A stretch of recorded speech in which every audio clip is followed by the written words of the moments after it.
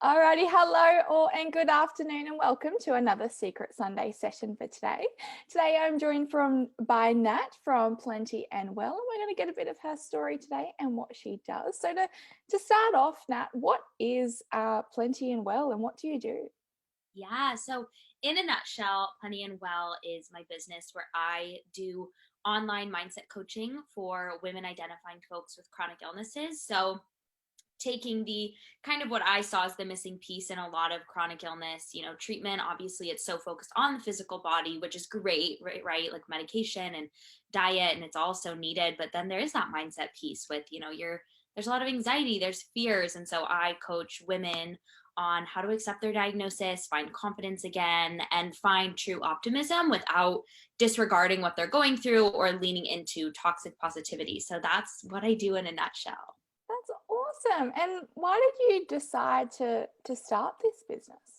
Yeah, so I originally technically started my platform, like what is now my Plenty and Well with Nat Instagram and my website, as just like a blog almost 5.5 years ago now. Like after my freshman year of college, I was really into wellness and I got really into running, and I was like, well, most of my friends are still really into partying, so maybe if I start talking about this online, I'll like meet some people. And it just started as like a little hobby, and it just kept growing throughout college, and I was like, oh, like maybe I could do something with this one day. And then right before my senior year of college, I got diagnosed with ulcerative colitis, which is an autoimmune disease. And it kind of shifted my perception, of course, on wellness. And that's when my platform really started kind of shifting. I started talking about my chronic illness because, again, it was kind of that like, well, no one at college can relate. So I'll talk about it online, which is such an awesome outlet that we have. And I'm so grateful.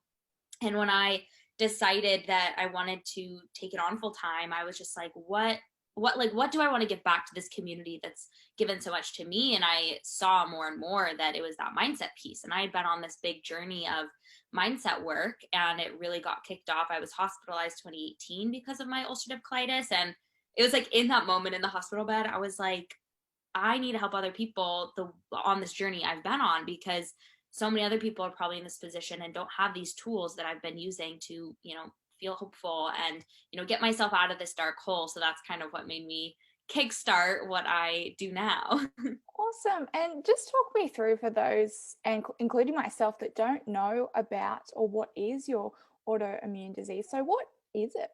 Yeah. So ulcerative colitis is a form of irritable bowel disease. So along with Crohn's. So Crohn's disease and ulcerative colitis are like this fun little family of diseases. And so it's characterized by chronic inflammation and like chronic ulcers and bleeding in the digestive tract. And so it just obviously causes like a lot of issues in that way, with discomfort, pain, obviously blood loss, and then a lot of other things people don't realize with like fatigue and brain fog, joint pain, and all those kind of things, stricturing in your intestines. So it's just like a lot, kind of Yeah. obviously people are knowing more and more about the mind gut connection too. So when that's so off, there's just kind of systemic issues in our bodies. Wow. And so how do you cope with that on a daily basis? Because I would say, yeah, that would be painful every day. Yeah, so I do take like a very minor medication, which helps kind of just like stabilize and keep things at bay. I'm really grateful that since 2018, I haven't had a massive flare, which is so nice. I do also, on that physical end, diet does impact me a lot. So focusing a lot on the foods I'm eating, which has definitely led to like, I love like baking gut friendly treats or like cooking. But then really mindfulness and presence is a huge thing for me. I have like my friends joke, but it's actually true about my 5 hour morning routine. I love mornings because I'm like, oh, the world's not awake. So I get up really early and I meditate, journal, read, and just really like check in with my body every day of like, are we in pain? What can we do today? Where are boundaries at? So that just like mindfulness piece has been huge. And that's what I really teach people, is like take those moments for yourself and just check in. Like, what are you feeling?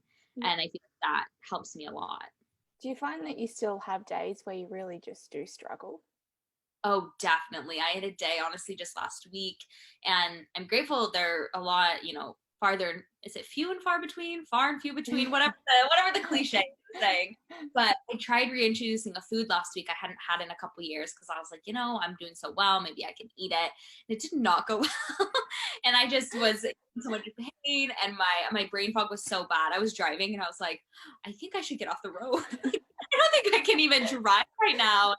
It's so Wow.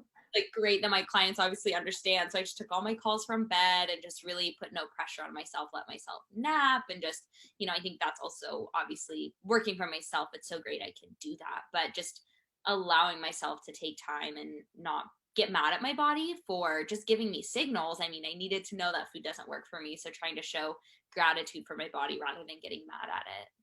How did you learn to listen to your body and really tune in? And as you said, like give it the time when you listen to it and know that it's giving you signals.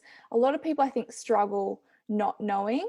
How did you find that you were able to listen to that? Yeah, that's I think one of those questions where it's like everyone knows, like listen to your body, and then you're like, wait, what?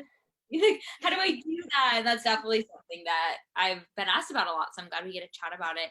I think the biggest thing, or one of the biggest things, which I kind of mentioned, is that like mindfulness piece. I feel like, in today's day and age, we are so go, go, go, like just on this hamster wheel or just autopilot. We get up, we go to work, we do the work, we get home, we have chores or kids or, whatever. And just you never take a moment to pause. And so I think having time, especially in the mornings, to actually pause in silence, whether it's journaling or meditating, maybe yoga, whatever it is, to really just sit and breathe and like get really quiet. Because if there's any like, and I think that's why I love mornings, is it's the only time in my day I feel like I have no obligation, it's totally quiet, and you're able to not only feel physical sensations of like, oh, I didn't even really realize my joints hurt today or whatever it may be, but you can kind of just check in with your emotions. I think it's also very easy when we're on autopilot to just be like, I don't have time to be feeling whatever I'm feeling, just push it away, push it away. And so when you're quiet, especially like meditation, it comes up, which is uncomfortable, but you can be like, okay, well, wait, I have anxiety today. I wouldn't have realized that. Okay, maybe I need to do something different. Maybe I need a slow yoga flow and I don't need to do a run. That'll just add more stress. So I think it's really like pockets of mindfulness and pauses in your day to give yourself the time and space to even see the cues your body's giving you, because it's always trying to. We just don't give it the time to listen to it. Yeah. What about how do you like break down? I know here in Australia we have a massive like toughen up culture, don't be a princess, just battle on. How do you break that down? Because I think that's almost contradicting, I guess, in the whole wellness sector. And that's what we struggle with here, is that you're finding that culture that's still so dominant. Yes. Oh my gosh. Hustle culture is so big. And I think especially with like women, it's, that like, well, you're supposed to be like the corporate queen and hustle hard, but you're also supposed to be really skinny and go to Soul Cycle 7 days a week. But hey, if you have kids, you also have to be the perfect mom. And it's like, I just read this book called Burnout, and it's focused on women and just about how we experience so much burnout and stress and like how to combat it. And I think a big thing that helps me was really learning to not care at all what other people think. I think a lot of us feed into those kind of cultural norms at the hustle because we think that's what we're expected to do. And that is kind of what society expects us to do. But if it doesn't resonate with you, just, choose to not do it. And who cares if people have opinions on that, or, that you aren't going to be working 12-hour days, or you want to, be a stay-at-home mom and raise your kids and not try to juggle it all. Like, I think that's a big thing of just, and I know it makes it sound so much easier than it is, right? You can just be like, oh, I just don't care anymore what people think. But like a phrase that really helped me was, I read this book once and it talked about how every human has a truth system that is like their perception of the world. And someone's opinion of you is a part of their truth system, but it doesn't have to be a part of yours. So I always remind myself of that, of like, I'll get stuck in that of like, oh, do people think I work hard enough, or like this and that? And it's like, it doesn't matter. If they think I don't work hard enough, that's a part of their perception, but like not mine. I know my truth. I know I need X amount of sleep or my 5-hour morning routine or whatever. So I feel like that little shift helped me a lot. That's awesome. I love that perspective. It's really good. It's so Yeah. So when you talk about the clients that you see, do they have similar, I guess, diagnosis as what you have been through? Yeah, so I started off mostly just working with folks who had what I have, ulcerative colitis or Crohn's disease, but now I actually work with a huge array, I guess, of chronic illnesses, and also folks who are undiagnosed but have like chronic symptoms. And it's been really cool and a big learning process for me, especially with, I have a group coaching program and like online course, and it's so fun when we all have like different diagnoses, because we learn so much from each other, but then we also realize we all relate still so much with different diagnoses. So I think it's really cool to be working with people with all different sorts of illnesses. That's awesome. And how do you, I guess, because chronic illnesses normally are long term, so something that you have to deal with for the rest of your life, how do you help motivate people to know that you can still experience a beautiful and great life? Yeah. So something we work on a lot, especially in my program, is one, reframing things. So like there's so many what ifs, especially when you have something forever. Like, well, what if, I can't have kids, or what if I'm, not a good mom, or what if like I can never travel again? Just all these things, especially when we're flaring or having a harder time physically.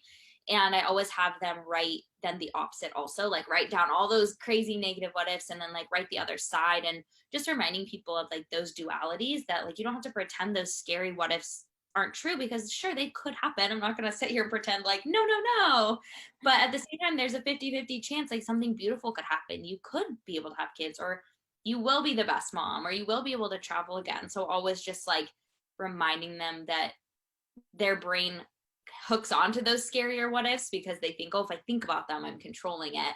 But there's always that positive side. And also, we talk a lot about finding your soul level self, because I think a big thing with chronic illness is it obviously can take away people's like physical abilities to like do sports they love, or work out, or even travel like really far. Like that takes a toll on your body. And so relearning that we're not defined by activities we love. It's like our morals and values and like belief systems. And so we work a lot on kind of finding that, like, who are you actually outside of like, oh, I'm a runner. It's like, no, you like to run. What are you inside? Like, you enjoy this value, and you can find that in new ways. So kind of like retraining your own perception of yourself. And that allows for, you to find a new way of life, rather than continually trying to cling on to an old way of life you used to live.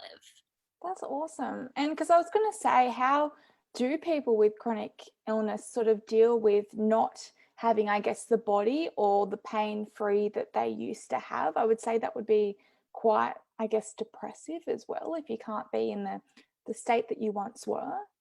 Oh, definitely. Like, I mean, I went through that a lot. I was like a super long distance runner before. And, sometimes I'm like, oh, I could maybe push my body to do that again. And it's like, well, let's not try to push our bodies to do that. And I've had that a lot with people, whether it's sports or, endurance athletes and things like that. And kind of along with that is when they kind of start uncovering that soul level self, it starts to uncover like new hobbies they didn't realize they enjoyed or even had time for, because they were so focused on this like either physical thing or whatever it was. And so finding those new activities I think can be really fun and exploratory. And whether that's like embroidery or reading or taking some sort of class online, it's really helpful to still like stay stimulated in a new way, rather than being like, oh, I can't you know run anymore, or I was like gonna try to think of something more creative, but gymnastics anymore, whatever.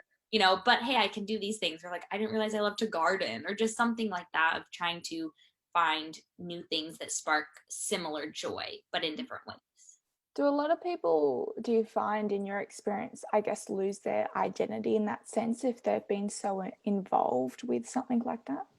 Oh yeah, it's a huge thing. I think that's one of the hardest things with chronic illness, is that feeling of a loss of identity, especially if they lose jobs, or like I say, losing those hobbies or sports or whatever it may be. And that's where it comes down to that again, of like the soul level. Like I think we also very much live in a society where we do define ourselves by jobs and careers and like activities that are seen as like really cool, whether that's distance running or like skiing or whatever it may be, like climbing mountains and whatnot. And so like realizing that it's like everything underneath that is truly their identity, and whether that is like a belief system of some sort, like spirituality, or just what really matters to them underneath the surface, helps kind of like rebuild a deeper sense of identity they've actually ever had, because it's not an identity based in something outside of themselves. It's like based solely in their own self, if that makes sense. Yeah. And I guess when we talk about, so when someone gets diagnosed with something like that, how do you remember in your experience how you coped initially, going like, well, what am I supposed to do now? Yeah, it was this interesting thing where I didn't realize till like later on, like, oh wait, I was so in denial because I definitely like told people. I had my blog at that point and Instagram, and so I kind of been talking about my journey on there of like I've been sick for so many years, we're trying to figure it out. And so I told everyone, on the internet, like I went to a really small college, so right away I told my professors so they'd know if, I had to miss class, and my friends knew, my sorority knew, my mom has Crohn's disease, so it just always had seemed normal to like talk about that kind of stuff. But I like didn't change anything about my life other than what I ate. I was very, at that point, I was so just like all I cared about was fitness. So I was like, easy, I'll eat like this perfectly quote unquote clean diet, which I like hate that phrase. And that's like the only thing I changed up. But I was like, but I will still run 70 miles a week and I will still do all the things and I won't slow down. And it was that fear of I'm going to lose my identity. I am a runner. I can't lose that, even though my body was like, ow, like we don't, this doesn't feel very good. Like, I literally ran my first full marathon 2 months after my diagnosis. I was just like, nope, sorry, you can't get in my way. And it was that summer after I was in the hospital, and it's what it hit me of like, oh my gosh, you've been in denial. Like we need to change. And that's when, I started meditating and just slowing life down. And so I really do think I just coped with trying to cling on to my past self and how life had been versus allowing my illness to have life ebb and flow in a way that now I realize like my life was so meant to flow into what it is now. And, everything happens at the right time. But I always wonder, like, what if I hadn't had such an iron grip on me, but Yeah. it all happens for a reason. Yeah. Do you think, I guess, a lot of people do put a band-aid over it until you sort of hit rock bottom and then you sort of do wake up? Oh, definitely. And I see that a lot with the folks in my group program. It's kind of cool. They'll come to me and be like, "Yeah, I was not ready for this a year ago, but I have hit rock bottom. Like, I'll try anything. Like, I think this is the last missing piece, like I need to do something to find joy again or, accept this for real." And I think it's just easier because it's like scary to think about while you're trying to accept it, to also be like, how do I talk about this with people? Like, what will my friends say? What will significant others say? Like, will my family understand? And so it's so easy to just put up this facade and try to pretend things are fine. But that feels so isolating because underneath it all, you feel different than other people and you can't do all the things of people your age. And so I think the band-aid is very, very common. Yeah. And do you think that there's a stigma attached with having an illness? Often when you diagnose, you have that fear of not wanting to tell anyone because now you've got an illness and it almost has a negative attachment to it. Yeah, it's so funny because I like forget that sometimes because I'm so entrenched in the community. I'm like, no, everyone has a chronic illness though. I'm like, no, they don't. Most I've met so many of my friends through Instagram, so I'm like, well, all my friends have them. I'm like, oh, that's not normal. So I think there is definitely that fear, and I've noticed that a lot too. If I work with college aged folks, like when we talk about like registering with the disabilities office at their school, it's like that, oh my God, but I don't want to be seen as like needing special attention or having a disability or having an illness. And it's that fear because we know people misunderstand it. And I think a big stigma around it is like, oh, you're not capable then, or, you're not fun, or these kind of things. And that's what I help, or at least I hope I help people a lot, like reframe that and realize like that's not true. And I always say, like, if people feed into those stigmas in your life, like they're not meant to be in your life anymore. You should only have people around you that are willing to recognize that stigma and then like learn about it from you and see what it's actually like. But yeah, I think it's scary because we think, oh my gosh, I'm going to be placed in this box of like not capable or unable to follow my dreams or that kind of thing. Yeah. Yeah. It's really hard. And I think that's with any illness as well. And people just think sometimes it's mental health, but it's also an array of illnesses that that word is just attached to so much negativity. Yeah. So I want to talk a little bit now about your blog. So I've seen a couple of posts on your blog that you talk a lot about dating with a chronic illness. So what's that conversation about? Yeah, my gosh, perfect timing. I was just talking about that on my stories today. I've always loved talking about this topic. I think one, I am just like a very open book. And so I'm like, I'll talk about anything. I'll talk about my experience. And I think that's something that a lot of people do, especially if they're diagnosed around the, late teens or 20s, 30s. It's like, that comes to mind right away. It's like, oh my God, no one's ever going to want to date me because we know there's that stigma and it gets scary.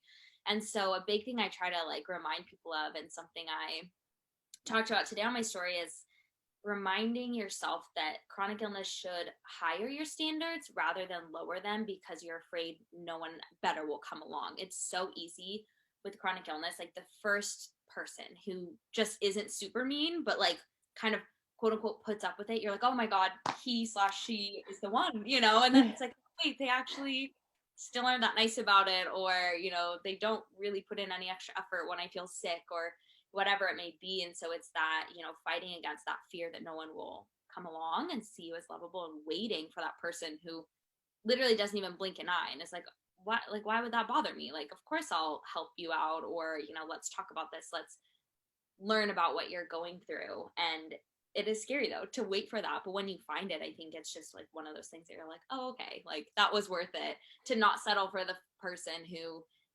did see it as something to quote unquote put up with. Yeah.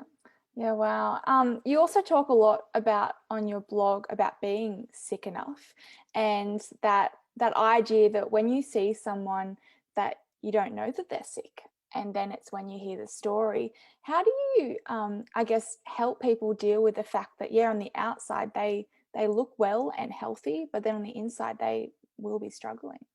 Yeah, I think a big thing with that is it is so easy like to compare. And I've heard that a lot from people of like, oh, I didn't feel worthy of getting help, especially with like mindset, or I didn't feel worthy of even being in this community because I'm in remission, or I'm not super sick right now. And it's like, no matter what, it always impacts you. And even I, especially when I started my business, had moments of that, of like, well, I'm not flaring. Like, who am I to be so in this community and helping other people? And it's like, well, that's such a gift that I'm doing well enough that I can give my energy to other people, versus when I had to put it all on myself. And something that I think helps with that comparison is always just bringing yourself back to yourself and reminding yourself that everyone has a different threshold of, ability to handle pain or suffering. And just because you see someone who is sicker or like in the hospital doesn't mean you can't feel valid in your pain and suffering. And I think a big thing comes with that too, of that hustle culture. We think, oh, I'm not sick enough to call out of work or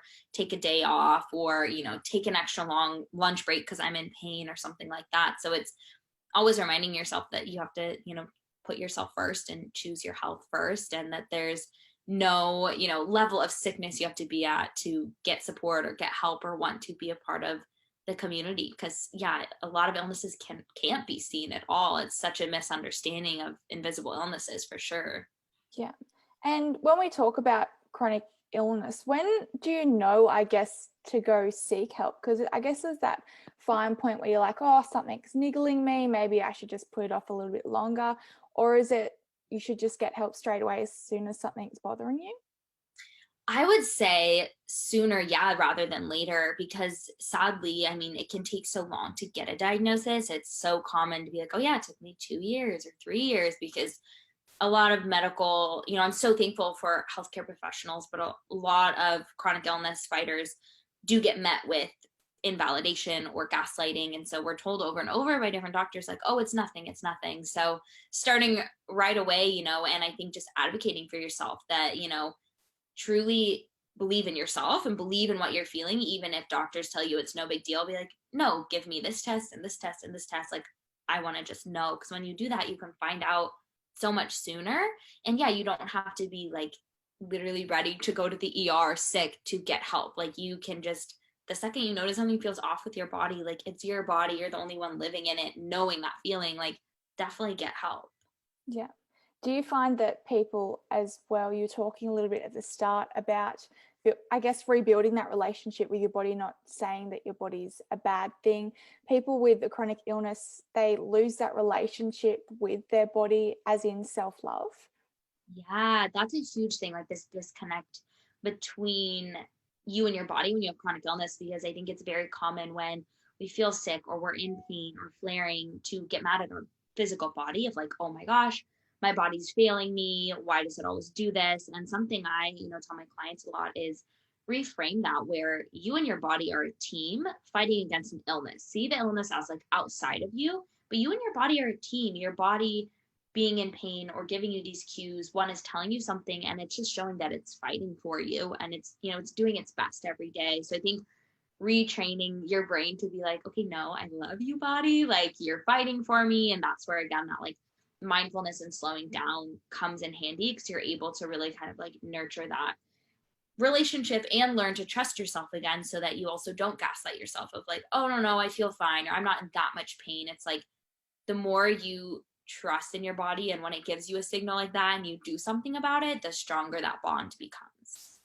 Do you think that's a real struggle these days, especially with social media and comparing yourself to others and the whole, I guess, popularity and thinness ideal that we're all exposed to?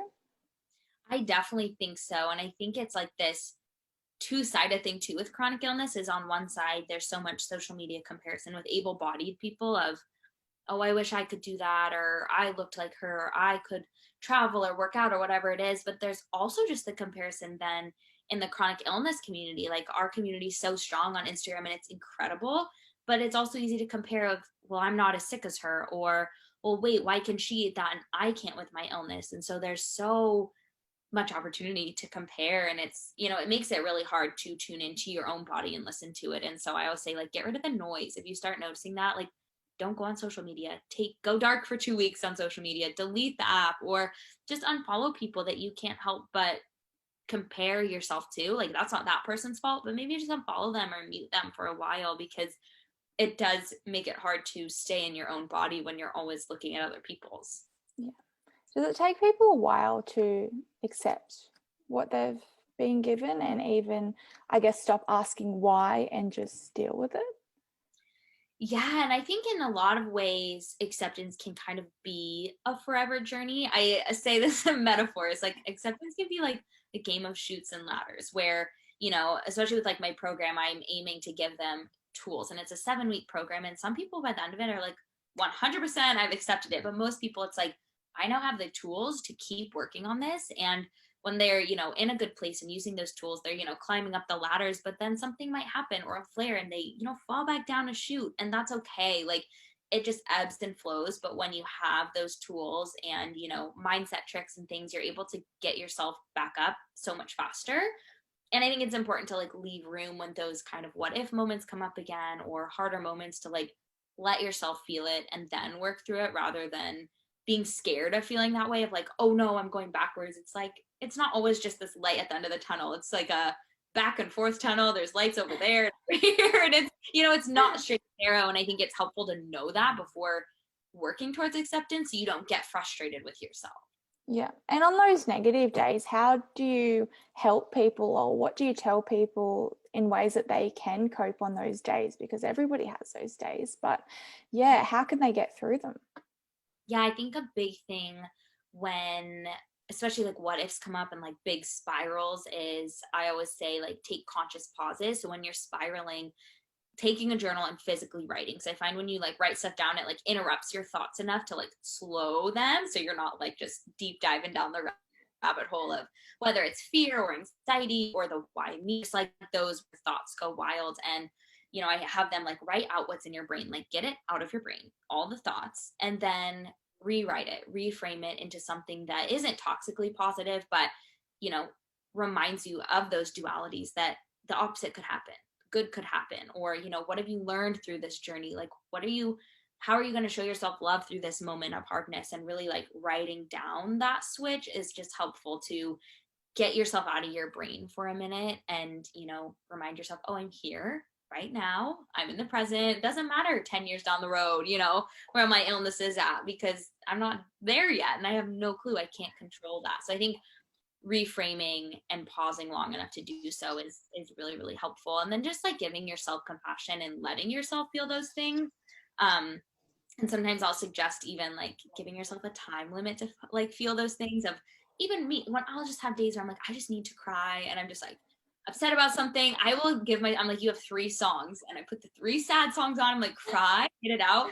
And what are we going to do now to feel better? What are we going to do to like boost our mindset back up and our self-love? And it's like, let yourself get it all out, like finish that stress cycle and then move on and move through it. Wow. And how did you learn all of this? Did you like from your own experience and then you found that it worked with you? Or yeah, how will you come to a stage where you have so much knowledge about all of it? And it's amazing because it's also greatly helpful. But yeah, where did you learn all of it from? It really was just my own explorative explorative journey. Exploration? Yeah. I think that was definitely the word I was going for. Like I always say, my program is like this blueprint of the journey I went on from like that moment I was in the hospital to where I am now, of just tools I learned from. I've always been really interested in like mindset kind of stuff and journaling. And so just seeing what worked for me. And then also from like, I'm a huge bookworm. So I read a ton of like personal development books. And then also from like my own spiritual journey, I'm very into, like kind of like universe sort of stuff, like astrology and crystals. And so just kind of scrapping everything I've learned through my own journey together and like realizing like, oh my gosh, this works. And it's kind of like a method that uncovered itself, which was so cool to create my program, to actually like put it all into words and be like, oh, okay, I can like map it out. And it's cool to look back on. And is that healing for yourself as well, knowing that you can help other people and what worked for you is possibly working for others? Yeah. Oh my gosh. Yeah.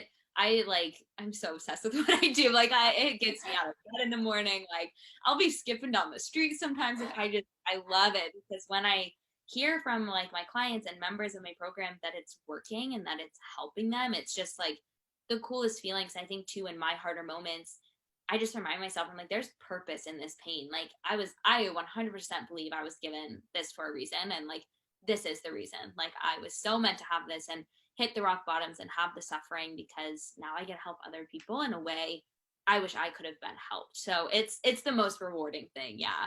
Yeah, that's awesome. And how do you, so you only target females? You only speak to females about their illnesses?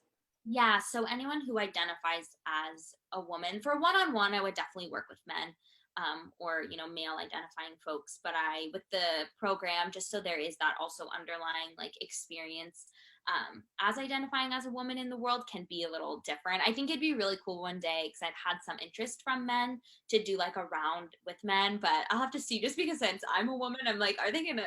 Would that be weird for them? Like, did they want like a teacher who they can relate to? So I'll see. Maybe I'll like hire a male coach to run like a round of it or something. But for now, just women identifying. Yeah. And I always say like that woman to woman connection is kind of really beautiful, that community that women create for themselves, and just that relationship that you can build. And as you said, you create lifelong friends.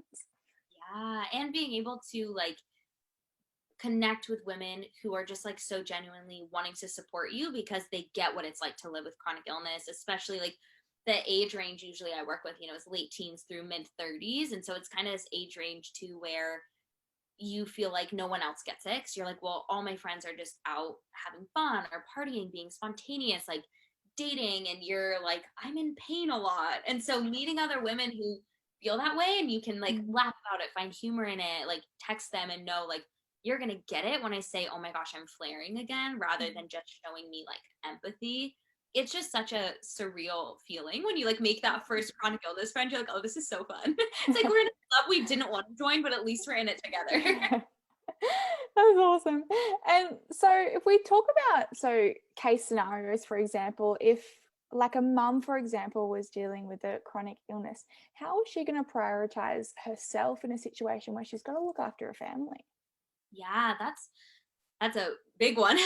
I think for that, like it's so important too, and obviously it's so different in different scenarios, because I would say like, if you're able to outsource and maybe have like a nanny or a mommy's helper where you're still home, but just for even an hour a day where you can close your bedroom door and meditate or do yoga or nap, or cook yourself a meal that you can eat, whatever it is. Like asking for help is hard, but it's so necessary. I think especially if you're a mom, and not feeling guilty. I know, like I hear from mom friends, like that mom guilt can be so real. And I grew up with a chronically ill mom, and I always remind people, if I get DMs from soon to be moms or new moms, and they're like, I'm so scared that I'm not being the best mom I can, or they're not getting the childhood they want. And I always just remind them, I'm like, I never once like, I think my mom's my best friend. And it never like, yeah, she had to take a lot of naps, or maybe we had to, you know, make her own lunches someday because she was just not feeling well or whatever it was. And it never made me think she was less of a mom. So realizing like your kids are going to see your strength and they're going to think that's so cool if you phrase it that way. And so just still making sure you're taking time, however that is, and asking for help in order to do the things that fill you up so you can give back to your family and, and put energy into little kids. And I guess, how do people around the person with a chronic illness support them in the best way and also treat them, quote unquote, normally? Because I know sometimes when you do have a diagnosis, all you want to do is just be treated like you always were. And sometimes the people around you are like, well, I don't know if I should be saying this or if I shouldn't be saying this. Is there a way that we should support and treat people like that? Yeah, I find from experience, like I'm obviously very open about it. So I love when people ask me questions because I would rather have someone initiate that than me having to be like, oh, I need to bring up my own illness because we should talk about this because like you're my boyfriend or you're my best friend. So like we should talk about it. And I think a big thing is ask the person, be like, how can I best support you? Do you like to talk about it? Is it okay if I ask you questions? Would you mind if I research it? Like just letting them create those boundaries for you rather than you assuming like, oh, they probably don't want to talk about it, or oh, they probably do want to talk about it a lot because maybe they don't. But then if you're not talking about it, maybe they're sad and think you don't care. So I think just being really open and verbal with the person in your life who has chronic illness and just asking like, how how would it help you the most to like treat you or ask you things or not talk about it. And I think that just feels like really good. Like I always get so excited when people ask me that or ask me questions. I'm like, oh, you like care. And I think a big thing too with invisible illness is when it feels really good and validating when someone does ask like, oh, how does that impact your life? Because it's like, oh my gosh, you actually see me. You're not just like, well, you look the same, so you probably are the same. It's like, but I'm not. But it's sometimes we, gaslight ourselves or invalidate ourselves, so we're not going to bring it up. So I think just bringing it up for the person and asking like, how do you want me to navigate this? And it just makes it so much easier. Yeah, well, that's awesome. And then talking a little bit about, you deal with the late teens as well that have chronic illness. How do you help them cope in, as you said, that peer pressure society where they want to go out and drink and party, and maybe that's not something that's available to them because of their illness? How do you get them in that aspect of fitting in? Yeah. So I always first start with that kind of idea of what even is fitting in, like why is that the societal norm, right? Or do you even want to be doing that, or would you only be going out late and drinking to fit in, right? And a lot of people are like, oh yeah, I guess that's not actually that fun, or like, yeah, I actually don't like staying up late. And it kind of goes back to that too of like finding new things to enjoy and then expanding your group and finding people who want to do it with you. Like I really stopped drinking and partying after my first year of college. So even before I was diagnosed, I was like, I just don't feel very good ever. I wonder what's wrong. And so I stopped doing that. And I got, like I said, really into like wellness. And I found friends who wanted to do that with me and bake, gluten-free cookies on a Saturday night rather than go to the bars. And, letting yourself expand out of that group and just knowing that you can create your own path and like you're not going to actually miss out on anything. Like I look back with such fond memories to my college years, even though I rarely went out, and I had a blast. I had such a good time because I did what actually filled my soul. Like, yeah, I'd rather get up at 7 a.m. on a Saturday and like work in the college community garden than be hungover. And that's okay. It's like, it's okay to be different, and it can be hard. It can feel isolating, but if you try to find people who relate, whether in person or online through Instagram or online communities, I think that's really, really helpful. And also just realizing like having that respect for yourself, because it's easy to just be like, oh, one night being out all night drinking a ton won't hurt, and it can, right? And sometimes we're human and we just need to do that, and it's okay. Don't feel guilty, but reminding yourself like, I love and respect my body, so I'm going to make choices that are better for it. And maybe you can compromise and go out for a little and just not drink, or whatever it is, and hopefully having friends that are supportive of that and will make other plans with you so you're not always having to say no. Yeah. How did you find that? Because you said that you were in a sorority. In Australia, we don't have them. Right. So I only know the movie aspects of being part of that. So is it all about the movies? Do they get it right? Well, I think at some schools, definitely like big schools, but I went to a tiny, tiny college. It had like 1,700 students, where, normally they're like 50,000, 100,000 students. Wow. So it was tiny. And so our sororities and fraternities were a lot more about the community service or leadership. Like I think my senior year we didn't have like a single social function because all the fraternities were in trouble for something, and it was still so fun. Like it was just about sisterhood. We'd have like movie nights, and so it was a very different experience, and I'm very thankful because they were all so supportive. Like the amount of times I would have to like take up a whole couch to lay down during our meetings or leave early, and they're like, yeah, do your thing. Like never cared that I was always the sober sister. Like they were really great. So for me it was such a positive experience to have them. But I'm sure at some schools that are bigger and there's, like 400 women in it, it might be different. So I felt lucky to go to a little school. Yeah, wow. Yeah, all I know is the perception of like Bad Neighbors or one of those movies where they're just No, crazy. we did I not. was like, you would have struggled in that, possibly being, trying to fit in. Oh yeah, I would have hated every second of that. Yeah, so I'm glad we cleared that up. So no crazy, parties or anything. Great. Okay. So on that note as well, so was everyone very supportive in your experience as well when you had to, I guess, lay out a plan of, your daily schedule could change and how tired you could be and the food that you had to eat? Yeah, like a lot of people in my life were super supportive, which was awesome. Like my close friends. And I think because they had seen me struggling for so many years without a diagnosis, they were like just as relieved as I was when I was like, hey, I have a label now. Like I know it's wrong. And so they were so great. And so was my family, just because my mom has Crohn's. It was like they knew exactly what to do, how to act, how I should eat. Like my parents literally just decided, we'll eat how you eat because it makes it easier when you visit home, or that kind of thing. I feel like the only times I really struggled was like with dating, kind of like I talked about, because that's a little harder versus people who have like a longer context of you.